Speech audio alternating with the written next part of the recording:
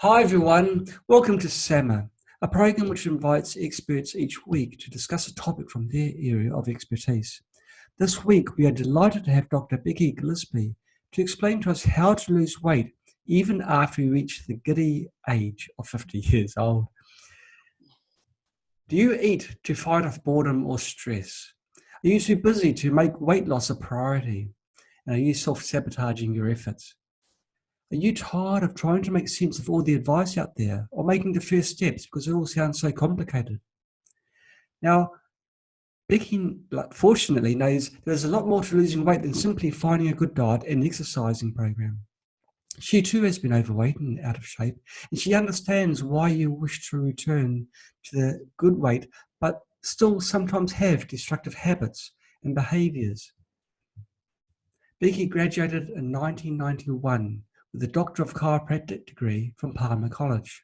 She has worked as an on-air health consultant for a local ABC TV affiliate and spent most of her professional career teaching a range of college courses from anatomy to nutrition. She now works full-time helping people reach their health and weight loss goals through her website, drbeckyfitness.com, and her YouTube channel. Becky, welcome to SAMA. It's fantastic to have you with us. Thank you so much, John. It's nice to be here with you. Why do people find it so hard to lose weight? Yes, well, so big question, right? I always start with the tough ones. Yeah, let's start broad and narrow down.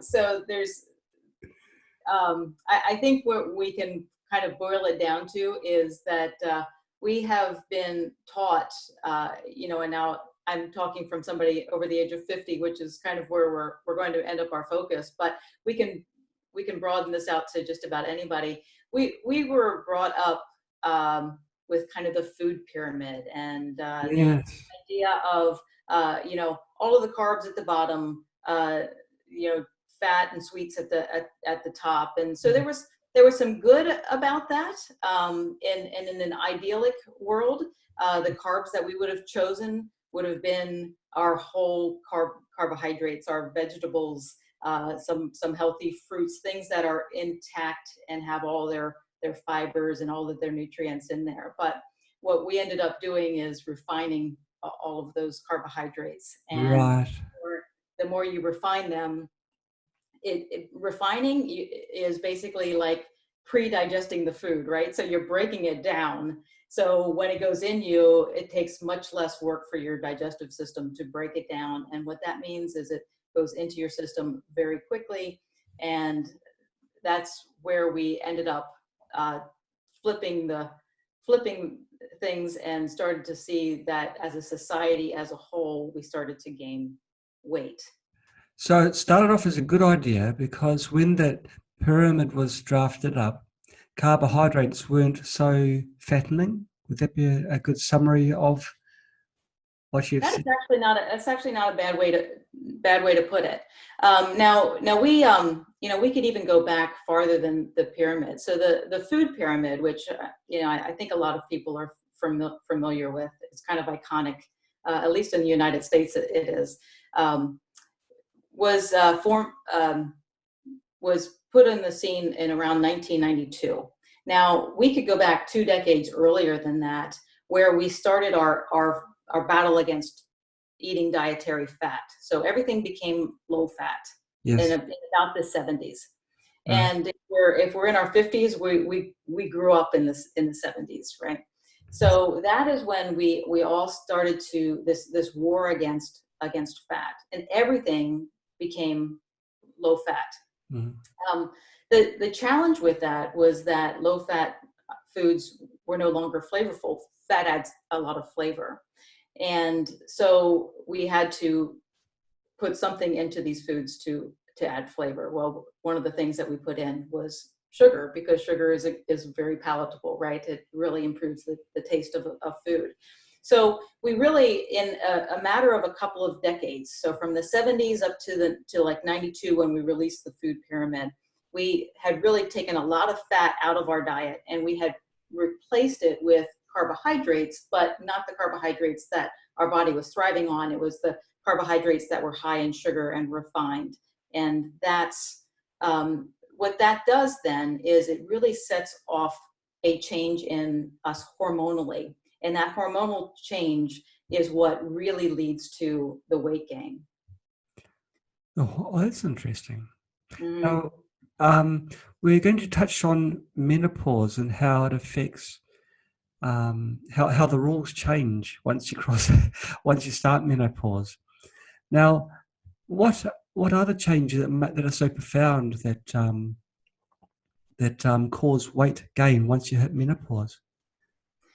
Yeah, so there's a few things, and if we can just go down to the things that are specific to women at menopause. Yes. Obviously, we're talking hormones again. So, and the hormone I think that everybody, it springs to the top of your mind when we're looking at menopause is estrogen, and Yes. certainly estrogen is one of the criminals in the crime, right? So we after the age of 50, right around 50, when a woman heads into menopause, the average age is 51, but really a woman can start experiencing symptoms of perimenopause even into her into her 30s. So it Oh, depends on the woman. wow. But at that time, we're losing estrogen because our ovaries are no longer producing estrogen. Mm. And one of the reasons I think that women at menopause really start to take notice to their weight is because that decrease in estrogen causes a redistribution of the way fat is deposited on your body. Right. So a woman who, for instance, when she was in her 30s or 40s was more pear-shaped, where meaning she would put weight on easily in her hips and her thighs, she now will find that the belly fat is what seems to come on, and she notices her waist getting bigger. And so that is one of the things that we really start to take notice. And I think that's why, like a menopause and belly fat, they're such topics for women. It's like, what's going on here? What changed to make me now have a waist when I didn't really have one before? Yes. Yes. It's not just women too. I mean, men don't get menopause, but there's certainly hormonal changes through the years, Mm-hmm. and there's a difference in calorific intake requirements when you're in your early 20s as opposed to your 50s. Yeah, and yes, and so there's multiple things, right? So we kind of point the finger at estrogen because it's the easy one to point the finger at, because that's one of the major changes that we have. And like I said, it's not an innocent bystander, right? So we've seen studies where what decreased estrogen will actually cause a decrease in the resting energy expenditure, Yes. meaning that a woman, after she's at menopause, Yes. will not need as many calories to get through her day.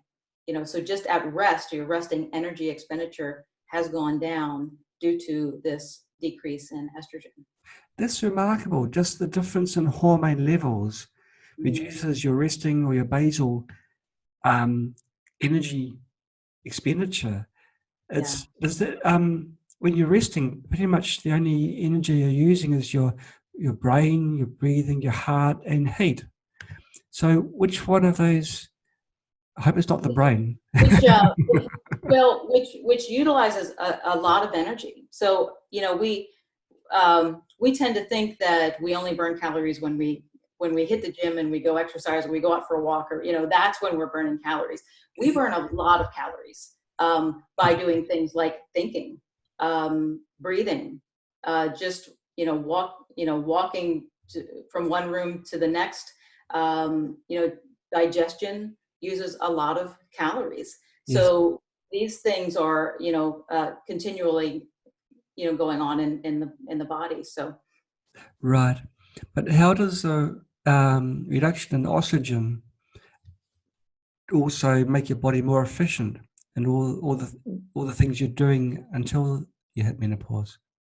yeah, so the mechanism behind it is not really well understood, but what it will do is when estrogen goes down, resting energy expenditure goes down, which Yes. means that you burn fewer calories at rest. Okay. So you're going to be more prone to gain weight because you're not burning as much. So think about a very muscular 25-year-old man, right? So he has a lot of muscle on his body, which is very metabolically active. It is burning a lot of calories just simply by sitting on his body. Where take then an 80-year-old woman who hasn't been actively engaged in exercise for a decade. She's not going to burn as many calories.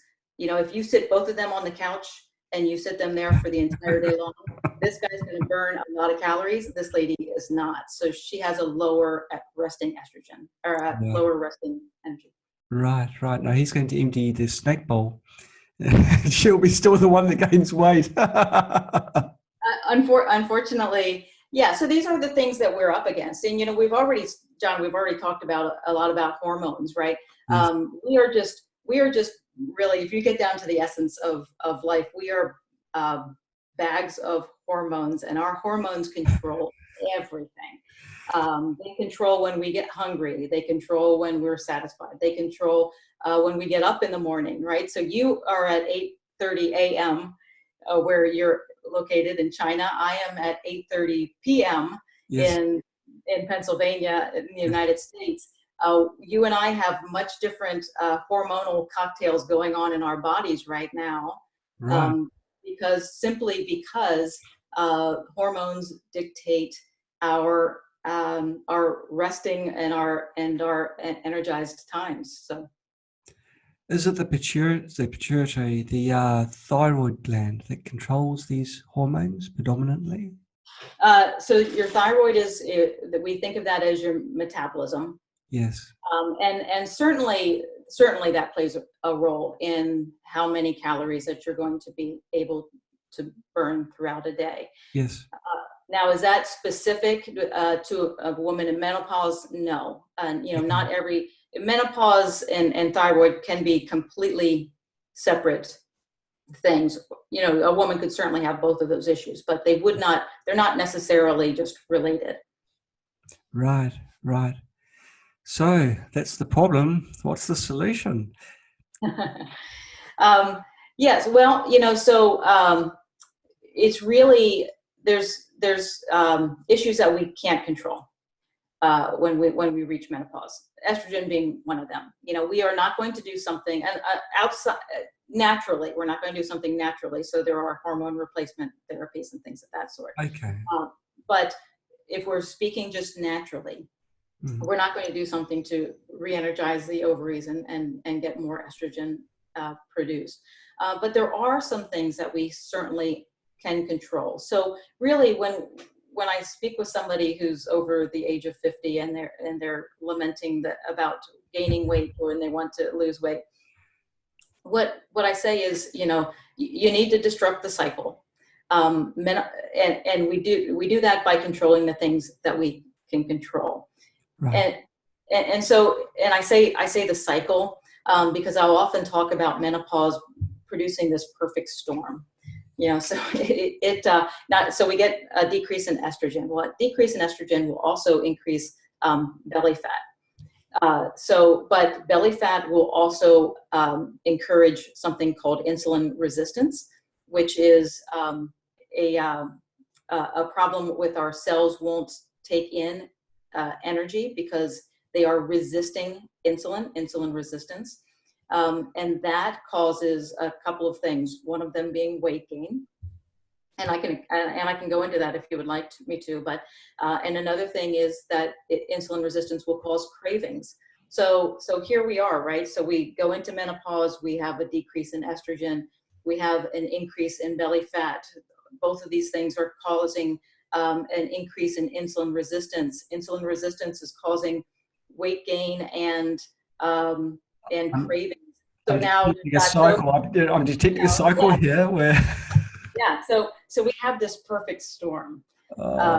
Terrible. So, yeah. Well, it is, but it's not something that we can't overcome. Okay. Certainly. I mean, we do have some power, and And that's what I was talking about with controlling the things that we can. We disrupt that cycle, we disrupt that perfect storm where we can. And that really has so much to do with choosing the right foods for our body at that time. Interesting. Okay, what type of foods are they? What foods can you, because when you're hungry, you've got to have something. And so Yeah. what do you choose? Yeah. So one of the things that really turned around, and we started this conversation talking about how our food choices have changed from the 70s to the 90s in the food pyramid and things. And what we find now that we didn't know back then, or didn't have the complete understanding we had back then, is that weight and weight gain and weight loss are hormonally controlled processes in the body. We used to think more along the lines of a calorie is a calorie, right? So it didn't matter where that calorie came from, if it was like a Tootsie Roll or a piece of steak. It didn't matter, right? Those two things would be the fine as long as they were matched on calories. Well, we now know that that's not the case. And the reason we didn't really zero in on that as a problem before is because we didn't understand the hormone insulin. And insulin is certainly something that we can, even after the age of 50, after menopause, we can take control of, and we can start to make changes in our weight. And here's how you do it. And I talk about food choices. So we want to focus our diet on foods that do not increase, do not spike insulin.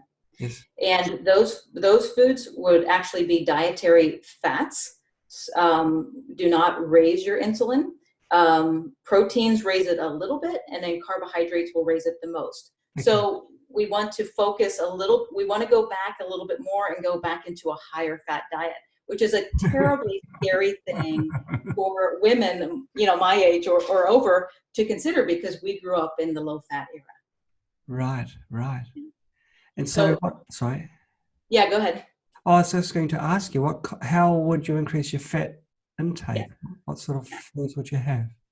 Yeah, so good, because that's what I was. That's right down the same path I was going, John. So fats. So we've got two ends of a spectrum here. So we've got healthy fats, and we've got fats that are not as healthy. So the best thing and the easiest thing to focus on is healthy whole fats. So we have those from both the plant and animal world. So from the plant world, avocados are wonderfully high fat fruits. Right? Nuts and olives.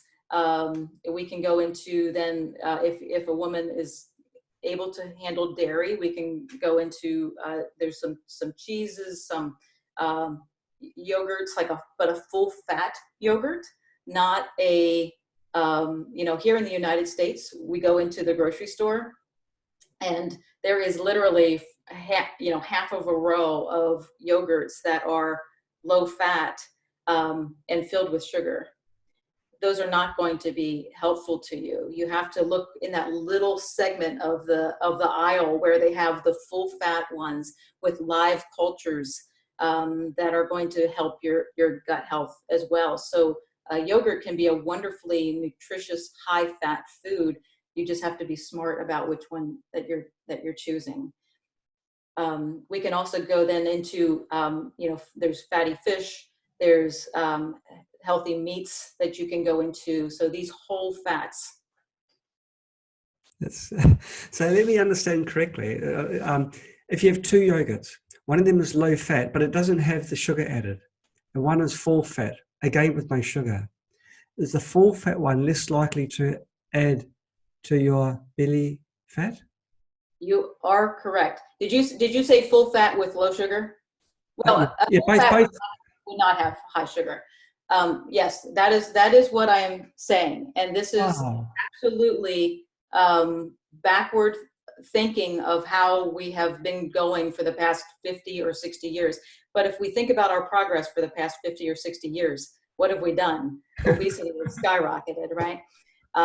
Absolutely. And there is a physiological reason why that high fat yogurt with low sugar, just Yes. naturally low sugar, Yes. is much better than that low fat yogurt with sugar. And the reason has to do with insulin. It has to do with the effect that it has on that hormone in your body, insulin. So I'm not sure I totally went through that process. So let me do that. Okay. Sure. And hopefully this will make it a little bit clearer. And we'll use that yogurt. I think it's a great analogy. So, like I said, one of the things we want to do is control spikes in insulin. We do not want spikes in insulin. The reason is because insulin is a nutrient storing hormone. One of the nutrients it is fat. So it will take, when we eat something that's high in sugar, that goes into our bloodstream and raises our blood sugar. Yes. Now, if anyone has ever had their blood sugar checked, they know that having a high blood sugar level is not a good condition for your body. In fact, it's very inflammatory. Mm-hmm. So your body has mechanisms in place to like a check and balance system, right? So as soon as that blood sugar goes up, it's going to release a hormone called insulin to bring that blood sugar level down. When blood sugar and insulin are high in your body, they are in storage mode. That means that insulin is helping take that blood sugar out of the body and put it into storage in your body. Yes. Somewhere, right? So a little bit can go in your muscles, some of it can stay in your liver, but a lot of it, if there's excess, it's going to go into our big storage closets called our fat cells. Right. Yeah. So my point here is, though, when we have sugar and we're eating something high in sugar, insulin comes to the rescue, but insulin is a storing hormone. So if insulin is high, we are making fat. We want to eat foods that are not going to raise insulin. So now let's go to that high-fat yogurt. Yes. And we eat that. It has very low sugar. So we eat, that goes into our system. We do not get, it goes, it gets broken down and the nutrients go into our blood, but we do not see the insulin rise when we are digesting that fat. Okay. If insulin isn't going up, we are not driving the nutrients, we're not in storage mode. So when insulin is low, fat can come out of fat storage and be used for energy. That's totally a paradigm difference to what my parents were taught in the yeah, it's totally different from what we were taught earlier with this food pyramid, carbohydrates with the grains at the bottom. Yeah. Wow, that's a total change. So this is probably one of the greatest reasons why people who are wishing to lose weight, they choose the low-fat products, and they're actually doing their bodies a disservice because their bodies then can't remove the calories from the sugars and other foods that they may be having at the same meal. Yeah. If we're eating a lot of sugar all throughout the day, we are always in nutrient storage mode, fat storing mode, and we don't have, the fat cells have a one-way door, right? So it's either going in or it's coming out, but it can't be both at the same time. So if we're constantly eating sugar, and not filling up on the fats and things like that, yes, that is kind of that is really the crux of it. And the foods today are very different from the foods of yesteryear. I don't know whether the food group Oreos was around. Yeah. A few decades ago. I don't believe that was, although I'm sure a lot of people would love for it to be. But. And so there's all these other things now which they taste good and they make you feel full for a little while anyway. But of course, these are very high in sugars. Your insulin will be high because you're trying to lose weight. So you're thinking, well, I'll do a trade-off. I'll have fat-free yogurt and then I'll have an Oreo to polish it off. And that's probably the worst thing you can do then, isn't it? Absolutely. Absolutely. Yeah. Yeah. But John, I mean, it does truly make sense. And I will tell you, this is really relatively new thinking for me as well. Yes. I grew up when I first started teaching, I taught the food pyramid Yes. and I will tell you, now some people, if you start young and you eat whole carbohydrates, you're not eating refined carbs, you can do quite well. You certainly can.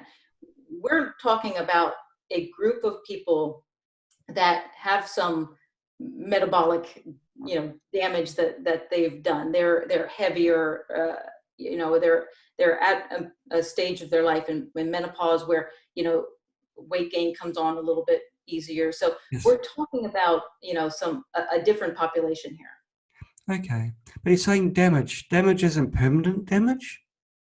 When someone's gained the weight, does it make a permanent change in your body's metabolism if someone is, say, quite obese? Yes. Ooh, There's certainly, we can take, for instance, insulin resistance. yes. So that develops, that is a condition that develops over time. Yes. The easiest way to think of insulin resistance is to think of it as pre-diabetes. And really we can use those terms interchangeably. But once a person has diabetes, they can possibly drop back out of that by eating a better diet. But Yes. it's always going to influence their ability to lose weight at a certain time. So, and part of that is just simply aging. We don't have the strong metabolisms that we once did that bounce back. That's pretty scary. So you've got to really look after yourself, haven't you? Prepare yourself for the Yeah. it becomes. Yeah, but I don't want it to sound like that there's nothing we can do. We certainly can. I do a lot of YouTube videos. I had just done one recently on losing weight over 60, and like I said, I'm 52, right? So I didn't feel that I could speak, authoritatively on lose weight over 60. So I actually turned to members of my forum that I run, who are, and I have many members over the age of 60. And I simply asked them 3 questions. I said, what do you find harder now that you're over 60 with losing weight as compared to before? What has been successful for you? Yes. And what other, positive side effects have you had?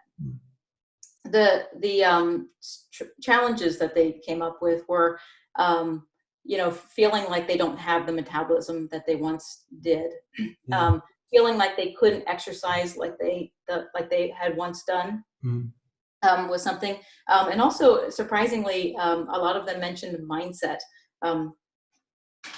just feeling like, well, this is the way it is now. I'm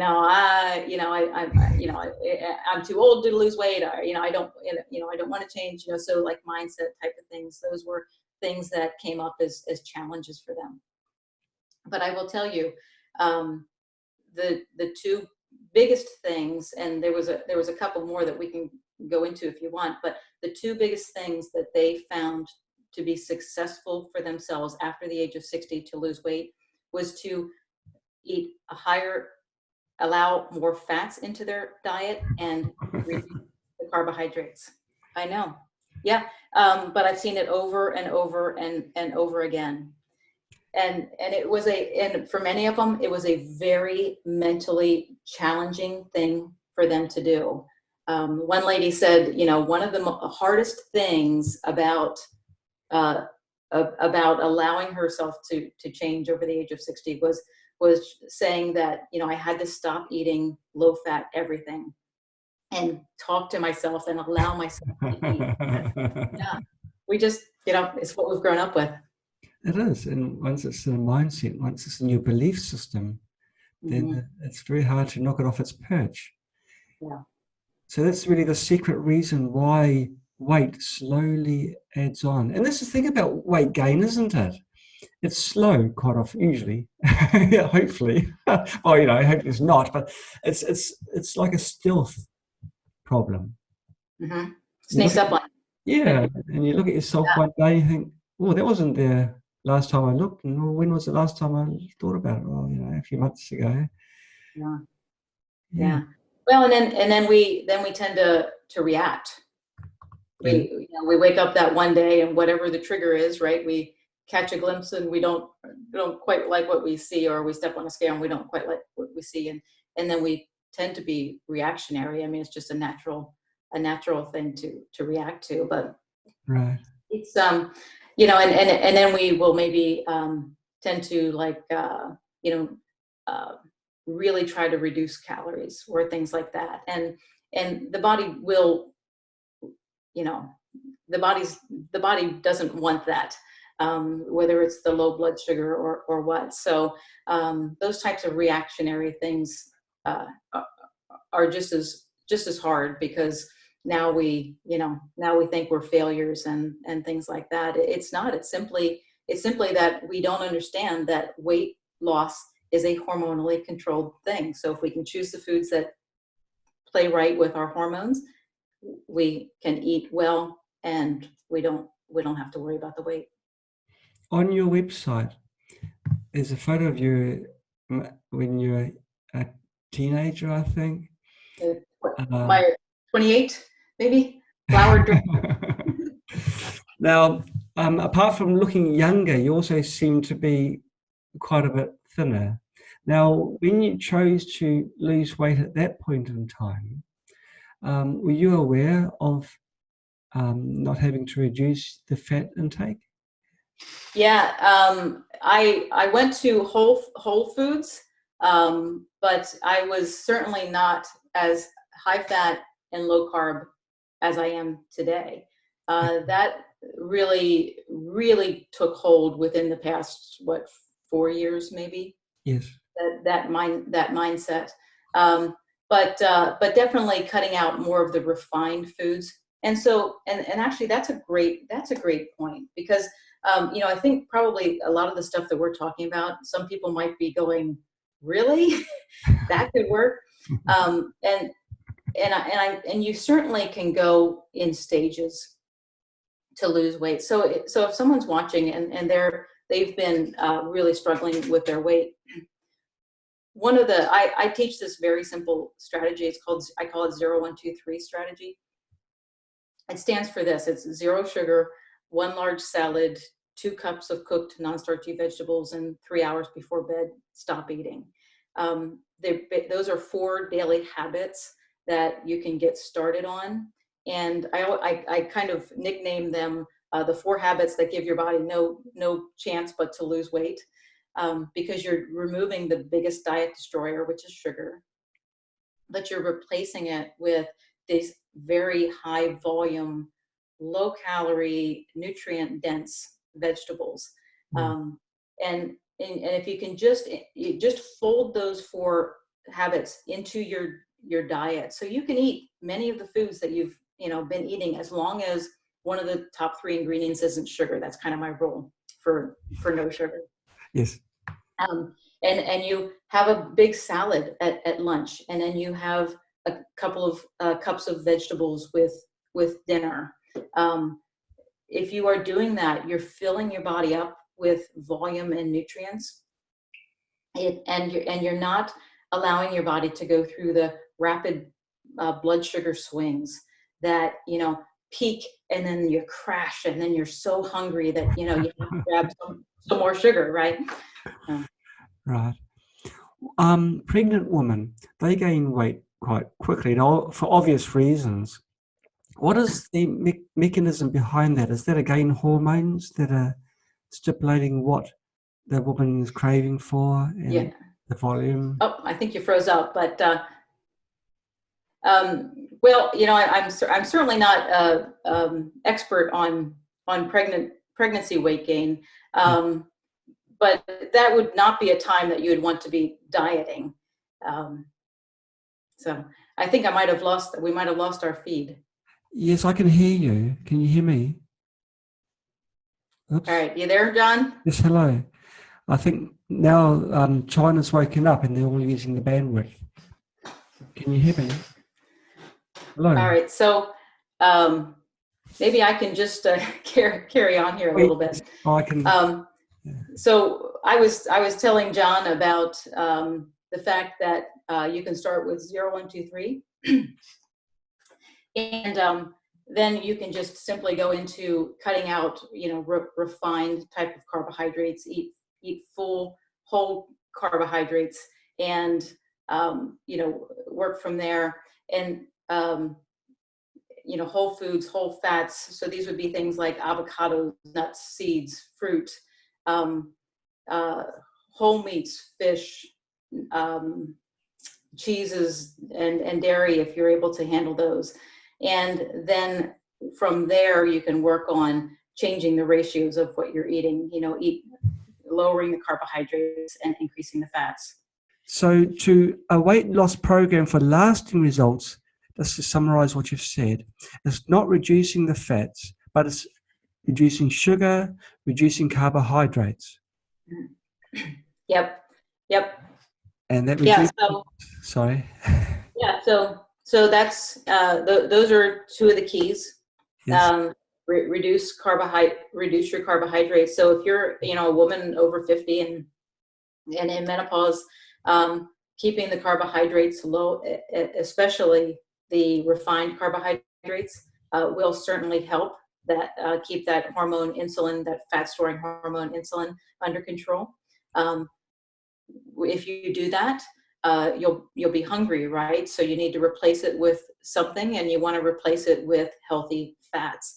Healthy fats are not only very hunger satiating, they also do not cause much of a reaction at all of insulin, that fat storing hormone, right? So eating them is not going to be, feeding the fat cells, so to speak. Okay, I think that's long-lasting weight loss and really getting control over this. I would add one more thing. When I was talking about the 0, 1, 2, 3 strategy, the 3 was stop eating 3 hours before bed. Yes. There's a lot of research now on narrowing or making shorter the amount of hours that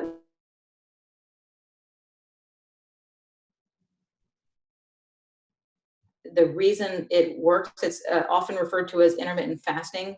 A more technically correct term would be time restricted eating, but either way you look at it, it basically is just breaking your day into a window of where you eat and a window where you are not eating. So by stopping eating 3 hours before bed, and then waiting a little bit longer in the morning to eat breakfast, you give yourself a longer period of not eating, and that's going to keep that hormone insulin low as well. So you're giving your body time every day to be able to lose fat. Right. When people choose to lose weight, quite often they have a goal weight to achieve. Mm-hmm. Is there a good way of thinking? And if it is, what weight do you choose? Do you go by the charts, your height and body shape? Yeah, so they can certainly help you narrow it down. But a lot of times it's really a preference, and it's going to be unique for each person. And weight, it's going to be dependent on your body structure as well. So if you carry a lot of your weight is just naturally going to be a little bit higher than someone else's. So there's no right weight when you're 58 years old. There's no right weight when you can't go by strict things like that. But I think most of us have had that time in our lives where we felt really good at this weight. So really, honestly, when you're looking at picking a goal weight, that is perfectly okay to use a parameter like that. Right, right. So it's really just knowing yourself, knowing when you're comfortable with your weight before and going for that same weight again. That makes sense, doesn't it? Because that's your body. But then again, when you're older, you may have less muscle mass. Mm-hmm. And so, yeah, I guess you've got to take that into account as well. You do. But really, for somebody else to tell you that, they can help you get into the range, but it really comes down to where you're comfortable. Right. Now we're going to talk about addiction, sugar addiction. Yeah. How do we break at that? That's got to be the hardest thing in the world. Yeah. I'll tell you, John, one of the things I like to say is that I was addicted to sugar, and I have the cavities to prove it. I would daydream about sugar. I would, when I was in my, teens, 20s, it was a real problem. I would wake up with it on my mind in the morning. I would go to bed with it at night. I don't have that anymore. And, a lot of people that, I work with, they don't have that obsession anymore. So how do you break free from that? Yes. Well, it's not, I'm not going to sit here and say, oh, it's easy. But what you do is that what I like to say is make sure that you're adding as you subtract. So a lot of people, we get disgusted with ourselves and we want to react, right? And so we just say, I'm never eating sugar again. That's fine. But we tend to take out the sugar, and then we're like, well, now what do I eat? And so we don't replace it with anything, and we end up just kind of, starving ourselves. We don't, Yes. It's like, well, maybe I'll just eat nothing. Well, that seems like a good idea, right? Well, that will backfire. So what we want to do is add as we're subtracting. So the high volume foods like the salad and the vegetables, those are good things to add into the diet. They're going to take a long time in your digestive tract, so that's going to keep hunger from coming on.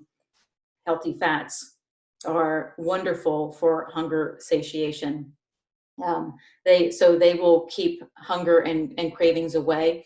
And when you get off of sugar and you start to have these healthy fats, when you have these more the salads and the vegetables in your diet, what you're doing for yourself is that you're keeping your blood sugar level at a nice stable level. Yes. And that cuts down on the times where you get that low sugar crash.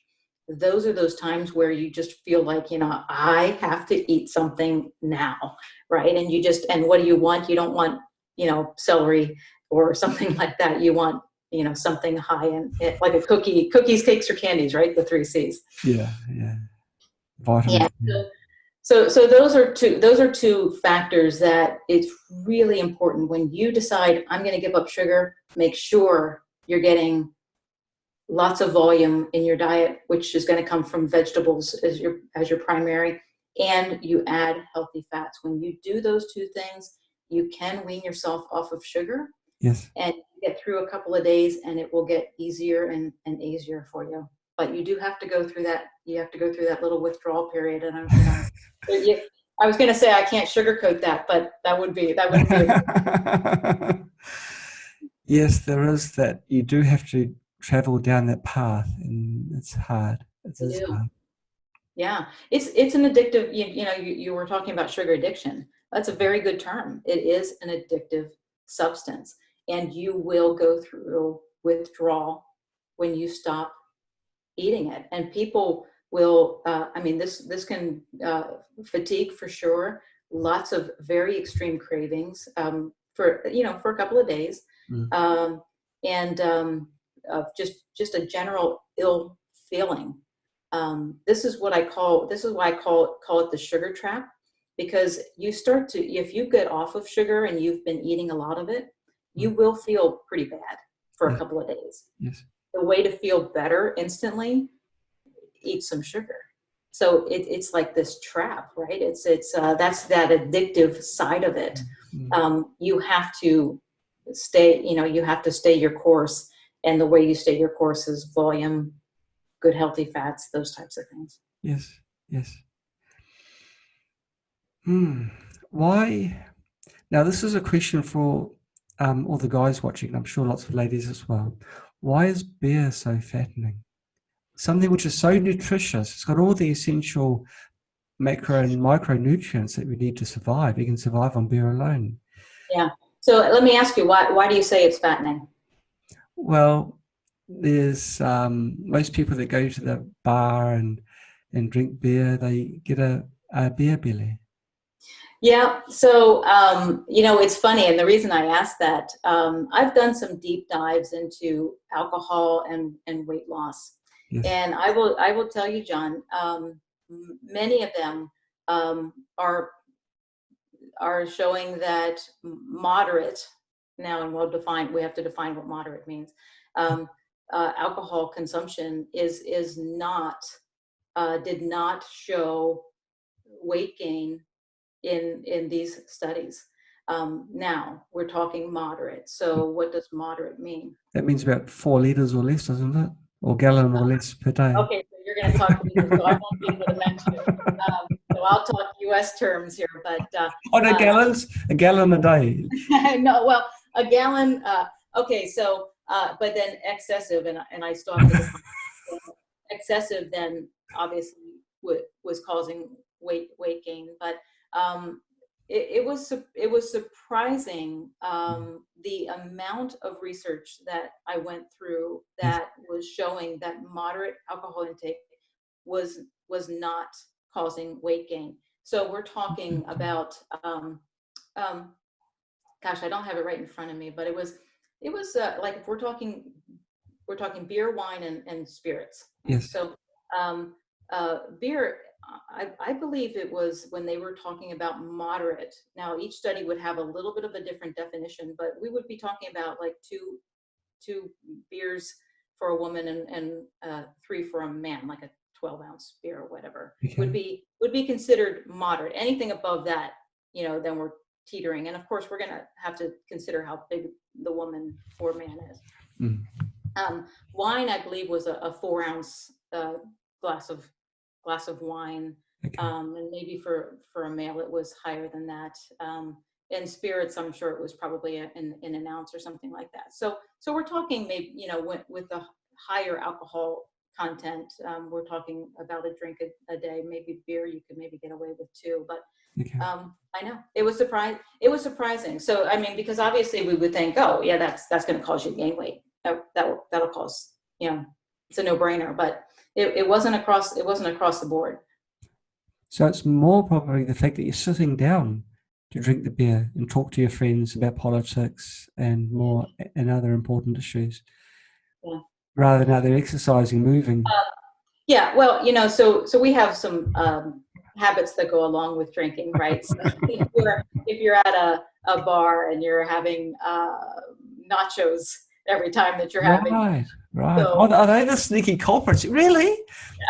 Yeah. And the salted peanuts, I suppose you're going to tell me there. Yeah. So and also we have to talk about lowering inhibitions when we drink alcohol too. So it's not so what I'm saying is that the research does not show that the alcohol, like just drinking the alcohol itself in moderation, contributed substantially to weight gain. But we've got, what do we eat when we're drinking? And we also have the fact that alcohol will lower your inhibitions, which may cause you to, eat something that you maybe wouldn't have had before, or eat more or something like that. Right. Yeah. Now, you've mentioned vegetables. I was wondering if you could tell us, what are the first go-to vegetables if you're wanting to lose weight? Put bulk in your intestines and make yourself so you don't feel the hunger pangs. Gives your body something to work on and doesn't add to your existing fat. It helps you lose weight. Yeah. So there's 2 main categories of vegetables, non-starchy vegetables and starchy vegetables. Okay. So we want to go with the non-starchy vegetables. Okay. They are going to be one way to think of it, and this isn't maybe a this has some exceptions, but the vegetables that tend to be harvested in the fall, so they've stayed on the vine for longer or whatever, they create more starch in them. So they're going to be starchier vegetables. So we're talking about like butternut squash. We can put potatoes in there. So chips are out. Yeah, chips are out. Corn is a starchy vegetable. So those types of vegetables are not going to help us. Okay. If we have a weight problem, they're not going to be beneficial to us. What we want to do is pick the ones that are your non-starchy vegetables. One way to think of them, I like to think of is if you put it on a salad, there's a good chance it's a non-starchy vegetable. So we have like our lettuce, right? And then we've got cucumbers. We can throw tomatoes in there. Technically, they're a fruit, right? But we can throw them in there. And spinach, broccoli, cauliflower. Those types of vegetables are non-starchy. So those are going to be your better choices. Great. Are there any other mistakes that we haven't covered during our conversation? When people... Probably. Like, what, sorry. Oh, well, do you see a common mistake that people make when they're dieting, apart from just eating less and trying to grunt their way through their diet? Yeah. There's certainly a lot of things. And a lot of things are, some are, one thing I'm thinking of is, falling for, food manufacturers' labels. They can put things on labels like, made with fresh apples. But then when you look at it, it's basically nothing much better than a potato chip because it's been, cut to the thinnest it can be. It's fried in bad vegetable oils, which are fat that I don't recommend, vegetable oils. And it's got a lot of preservatives and things like this. So one of our biggest hurdles to get over is not paying attention to what's on the front of the package and all the pretty stuff, and turn it over and look at the nutrients. Is sugar one of those top 3 ingredients? Then that's got to go back on the shelf, for instance. I noticed that when I do look at the ingredients, I make this mistake, Becky. I do look at the label. It's either high in sugar, or if they say it's low in sugar, it is high in fat. Not maybe, it is high in fat, and vice versa. It's never low in both. It's Yeah. startling. Yeah. I mean, that seems to be true. But if you think about it, and I don't know if this is the whole story, but both of them add a lot of flavor, right? So if you don't, fat is a very flavorful nutrient. So is sugar. So we can put one in the food item or the other and still have a very palatable foods. Yeah. You mentioned bad oils. Can you tell us some, please? Tell us which ones you definitely avoid. Yeah. So this is a topic that could probably fill up an entire talk, but vegetable oils are very inflammatory in our body, and they are not very stable oils. So we're talking about we have you can break oils down into polyunsaturated, monounsaturated, and saturated, right? The more saturated a oil is, the more heat tolerant it is. So it's actually better for cooking. But what we have done is we've taken vegetable oils, which are mostly polyunsaturated oils, and we use them for cooking. We use them in fast food fryers. We use them at home. So vegetable oils are vegetable oil, soybean oil, sunflower oil, safflower oil. These are these are mainly polyunsaturated fats, Right. oils that through their processing, they've been processed with high heat to extract them. And so they've already changed to a more inflammatory fat even before, we start to cook with them. Right. And would olive oil be grouped in that? Yeah, so olive oil is mostly monounsaturated. And I will say personally, I don't use it for cooking. What I will use for cooking more is avocado oil, because it is just a little bit more heat stable than olive oil. And olive oil varies quite a bit in its quality. You really have to look hard for a good quality olive oil. So I do like olive oil for non-cooking purposes, like vegetable making salad dressing, for instance. Right. But that would be more.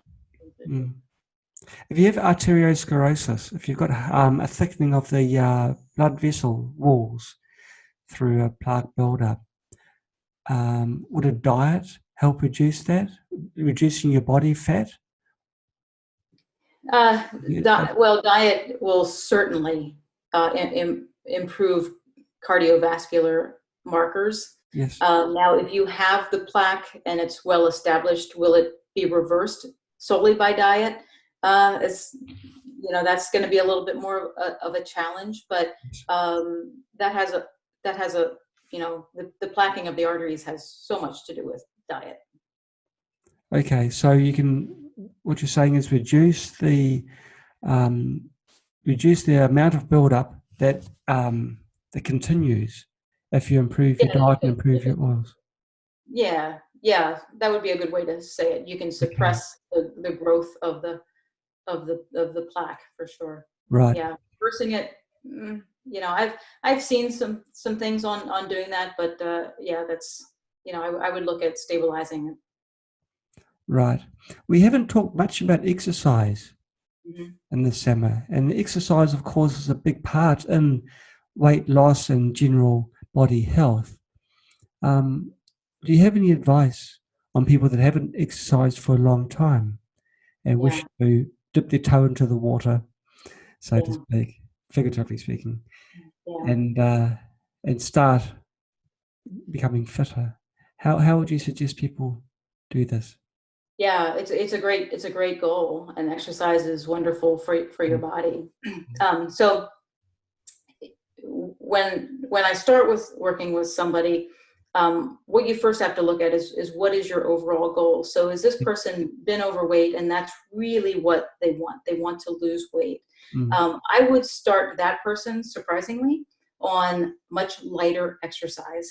And here's the reason. If you jump right into exercise, it will increase your appetite, and that will make it very challenging for you to focus on both aspects at the same time. Right.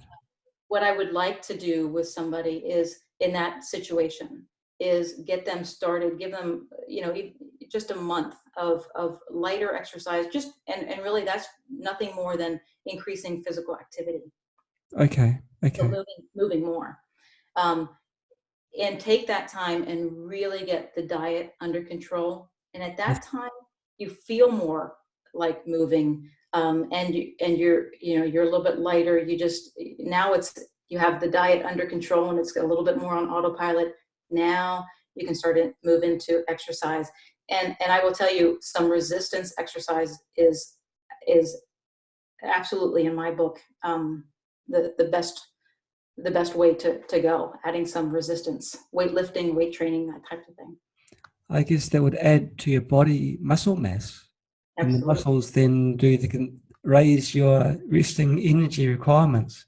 You got it. That's it. Yeah. Yeah, it makes sense. It makes good sense. Yeah.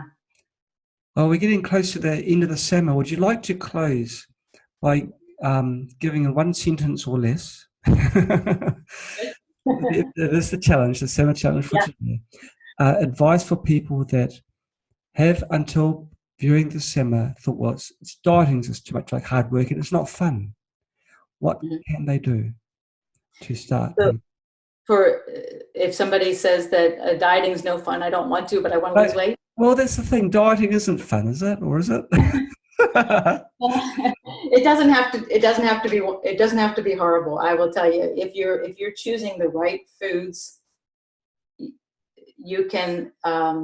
Dieting does not have to be horrible. Is that a sentence? That is a sentence. Yes, like there was a bit of a comma in there, but it's a bit of a compound sentence. But we accept those on a Thursday in China. Yeah. Well, thank you so much. Oh, just one thing I wanted to ask you: when you're watching TV and you've got your snack bowl beside you. My what? Your snack bowl beside you while you're watching TV. That's a bad idea, right? Because you're an autopilot. If you have snack bowl. Okay. Yeah. Sorry. It's it must be the connection. Oh, yes. It can't be my accent. What would you rather have inside that snack bowl to replace the popcorn and peanuts and other things? Well, I'm gonna have to keep to my rule 3 hours before bed. Yeah. There's not a whole lot that you can choose at that time of night. No, I almost got you there. I almost got you. You're gonna end on that, huh? No, you're pretty sharp. You're pretty sharp. You realise I was cornering you there. That's fantastic. Well, thanks so much for coming on the Sam. It was fun having you on. We've learned so much. It's really surprising for me to hear that fat and oils, good oils, is advantageous for losing weight. And what you're saying about stopping those peaks in the insulin, it makes sense. Yeah. So thank you. Thank you so much for that. Sometimes you have to just prove it to yourself. It is a hard thing to accept because we've had so many our lifetime. Yeah. And people would have been going through these Weight Watchers points system where you just got to, it's only numbers, it's simplified, it's dumbed down, but the bigger picture is not taken into account. Our body's ability to use what's being consumed. I wish that would have been my last sentence. That was a perfect final sentence. Yeah. There was a quote from Dr. Becky Gillaspy, which is just about to say, well, thank you so much for coming on to the show. It has been real fun. Yeah, you have a great evening. I hope you haven't eaten because you're going to, it's now. Yeah, now I live by my rules. Good on you.